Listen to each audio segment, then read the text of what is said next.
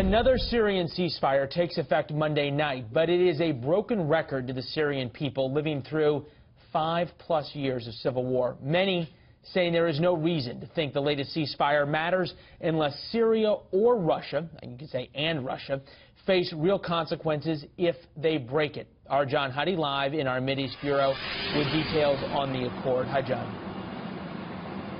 Yeah, hey, Leland, broken record, that's a good way to describe it. Other descriptions as far as this goes, turning point, possible breakthrough.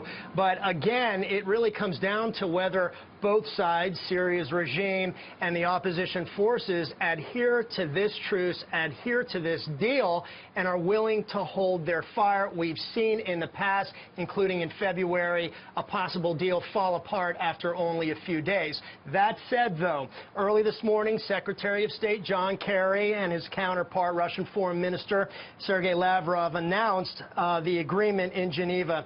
There are several main points. I'll go through this. The plan will begin with a cessation of hostilities, basically a truce, a hold fire, to start at sundown Monday in Syria.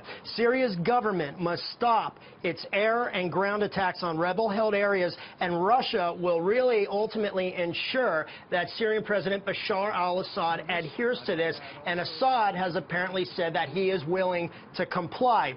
This deal would also require unrestricted humanitarian access to Aleppo and other besieged areas through demilitarized zones. Now, if the truce holds for 7 days, the U.S. and Russia would begin an unprecedented joint military and intelligence operation combating ISIS and the al-Qaeda affiliate in Syria, Jabhat Fatah al-Sham, formerly known as Jabhat al-Nusra or the Nusra Front. It's one of al-Qaeda's affiliates. One of the problems in the past was confusion over legitimate opposition forces that were included in the truce and extremist groups that were still really considered fair game for attacks by the U.S., by Syria, and by Russia. So while this agreement is being called a potential breakthrough, a possible turning point, Leland, there's skepticism and concerns in Washington over it that were raised and really delayed this agreement last night about the sharing of intelligence and military information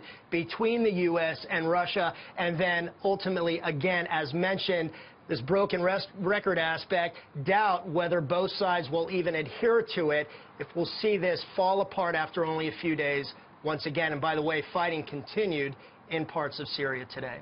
Leland, back to you. Yeah, the Russians and the Iranians have not exactly proved to be honest partners as of late.